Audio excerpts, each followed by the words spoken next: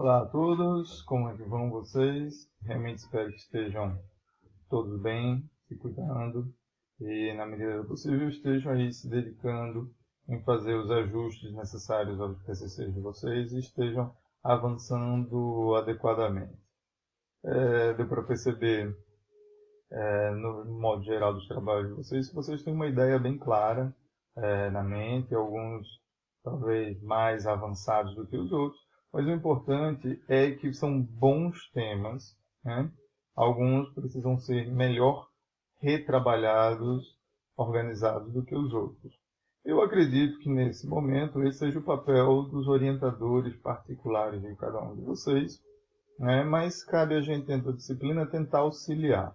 Então acredito que ainda valem dicas e sugestões que eu já apresentei para vocês, né, fundamentado tanto nos livros quanto na minha própria experiência, em todos os vídeos de aulas anteriores. Ou seja,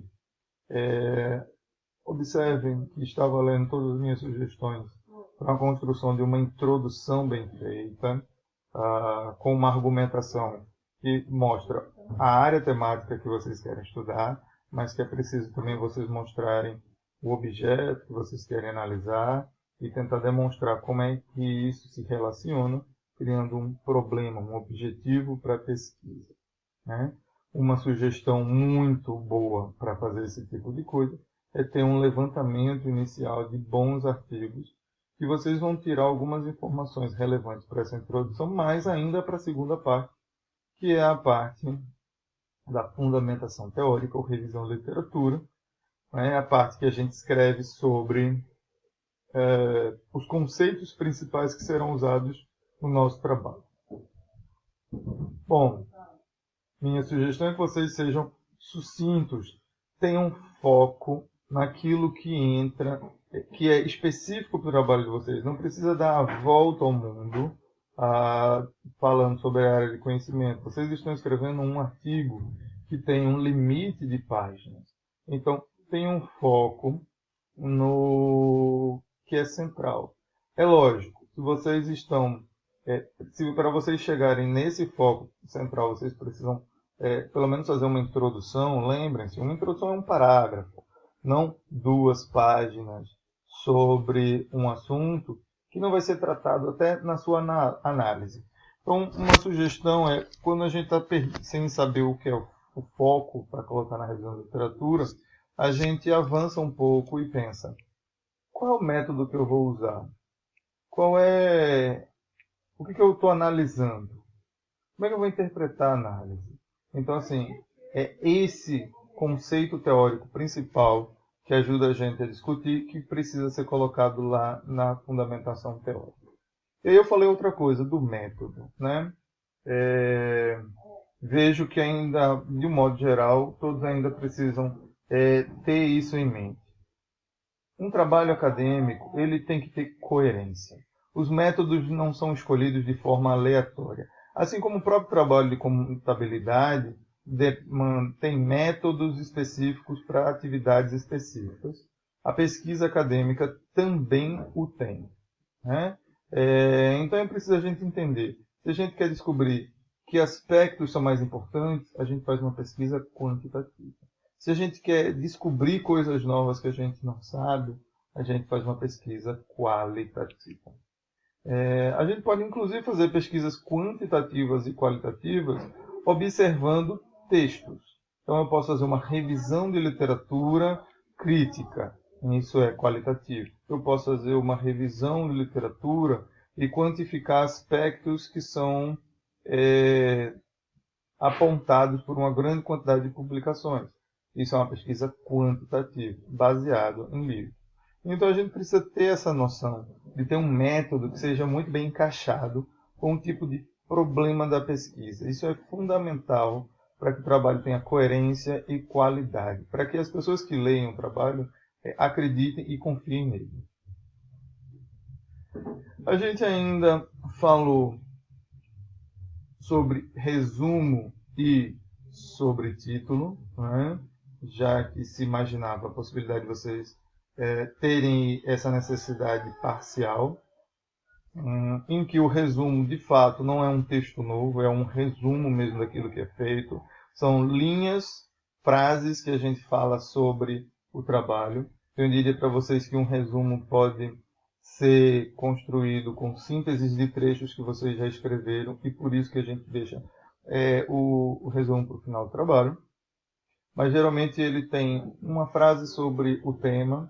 Esse trabalho se encontra dentro do contexto do tema disso, disso e disso. Fala do problema de pesquisa. Nesse sentido, o objetivo é analisar tal, tal, tal, tal. Aí, para isso, fala do objeto. Vamos analisar o objeto tal, usando o método tal. Então, uma frase para o método. E aí, quando o trabalho estiver pronto, a gente vai acrescentar informações sobre o resultado. Né? Nossas análises nos levaram ao resultado tal, tal, tal, tal, tal, e nossas contribuições são para tais e tais aspectos dentro da nossa área. Então, mais uma frasinha no final para apontar contribuições. Né? O título, a gente pode pensar várias coisas, mas minha sugestão é sempre ter um título provisório partindo do objetivo da pesquisa. E do objetivo da pesquisa a gente vai modificando.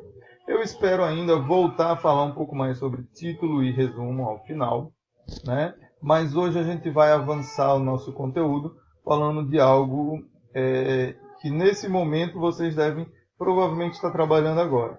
A apresentação dos resultados.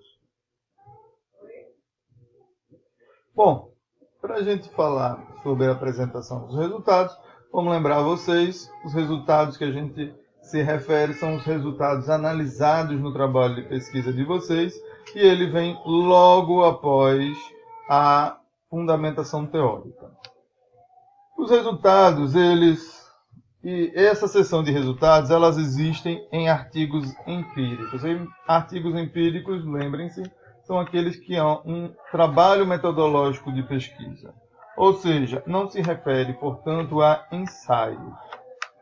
O que é um ensaio? Só para lembrar vocês, eu acho que a maior parte não está trabalhando com ensaios. Ensaios são textos. Bom, então, como dizia, os resultados, a sessão de apresentação dos resultados, elas existem dentro das pesquisas empíricas, né? Ensaios são aqueles artigos mais reflexivos dos autores, se propõem a ter um aprofundamento maior numa teoria e críticas a essa teoria, fazendo apontamentos, né? Não é o caso, eu acho, dos nossos trabalhos aqui, né? Talvez mesmo as ideias mais simples são em trabalhos com caras ensaísticas, mas com algum método de análise, nem que seja o de analisar algum caso específico relatado pela internet, né? O que já nos daria algum esforço metodológico. E aqui a gente teria certamente uma apresentação que seria uma forma de argumentar, né, os nossos achados. Então, o que a gente pode dizer é que, a partir de agora, ou seja, a partir desse momento em que se vai redigir uma apresentação dos resultados, você, autor, no seu trabalho, na sua pesquisa, deve levar em consideração que esse é o momento de escrever o que vocês encontraram ao coletar dados, né? Aquele procedimento metodológico. Meu trabalho tem tal objetivo, então, para fazer meu trabalho, eu tenho que coletar os dados assim, e eu vou analisar esses dados assim, né? Há trabalhos quantitativos, em que os dados coletados podem ser informações numéricas ou não, apresentadas por pessoas, e a análise é descritiva baseada nas estatísticas, ou seja, há um método, né, de você coletar as informações, rodar essas informações, criar estatísticas, que não são apenas aquelas relações simples de frequência, né, ver quantas respostas aparecem para cada item analisado, ou seja, o percentual das respostas, mas às vezes os cruzamentos entre essas variáveis, o que torna trabalhos muito mais significantes, né? Ou seja, quantas pessoas que responderam isso também responderam aquilo, também responderam aquilo outro, são cruzamentos são cruzamentos muitas vezes utilizados em meio a softwares, né, que ajudam a desenvolver essas análises estatísticas. Esses resultados normalmente são transformados em gráficos, em figuras, que vão ajudar muito nessa sessão agora. Pois bem, então o que a gente pode dizer é que, após o procedimento metodológico, está errado aqui, não é procedimento metodológico, é a apresentação dos resultados, a gente pode dizer que é um momento em que a gente vai pegar todos esses dados que a gente analisou e a gente vai definir uma estratégia de como vamos apresentá-los. Então a gente apresenta argumentando, né, demonstrando como foi que a gente chegou. Para isso, seguem algumas dicas. Primeira dica, procurem ser simples, procurem ser claros, detalhados, procurem ter uma lógica. Né? A gente vai apresentar.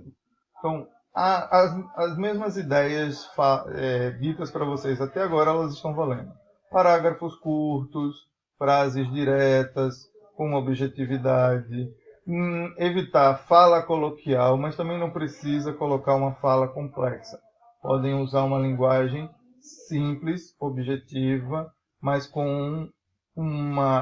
dentro de uma linguagem com certa formalidade, organizada. Né?